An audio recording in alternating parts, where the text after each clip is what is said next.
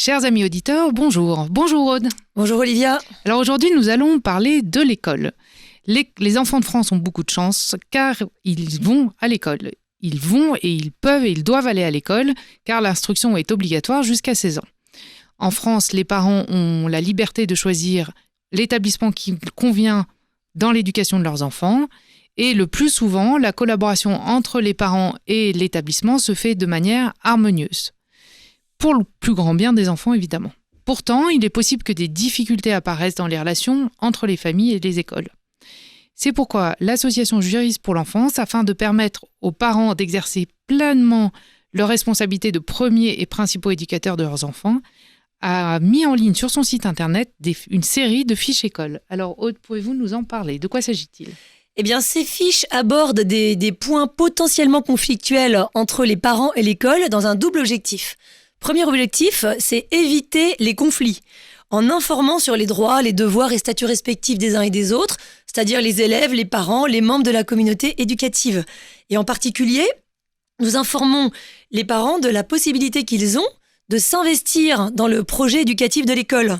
Parce que l'idée n'est pas seulement de râler quand quelque chose ne va pas bien, le but est aussi de s'engager pour que les choses aillent bien. Donc par exemple, si vous êtes le parent qui vient chaque semaine faire la lecture dans la classe de votre enfant, vous n'aurez pas à déplorer le choix peu judicieux d'un autre parent. Et puis si des conflits devaient malgré tout survenir, deuxième objectif, c'est de donner des clés pour les résoudre et en sortir par le haut, pour le bien des enfants. Il ne s'agit jamais de s'en prendre à un professeur ou à un établissement, même en cas de dysfonctionnement, mais de donner des pistes pour que les incidents qui surviennent puissent être réparés et que, si possible, ils puissent déboucher sur quelque chose de constructif, ne serait-ce que déjà en évitant pour l'avenir que ça se reproduise. De quel genre d'incident ? Vous pouvez nous donner quelques exemples ? Alors c'est très varié. Il peut arriver qu'un professeur emmène ses élèves en sortie scolaire, voir une pièce de théâtre, et que les parents se rendent compte, lorsque l'enfant raconte sa journée, que le contenu n'est pas du tout adapté, voire carrément en contradiction avec l'éducation qu'ils donnent à leur enfant. Ou encore, un enfant peut être victime de harcèlement de la part des autres élèves, mais aussi, ça peut arriver d'un professeur.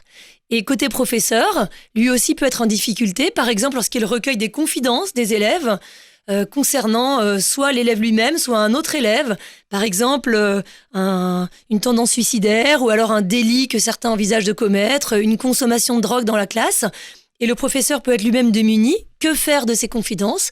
Est-ce qu'il doit informer les parents ? Est-ce qu'il doit saisir les autorités ? Si oui, lesquelles, etc. D'accord.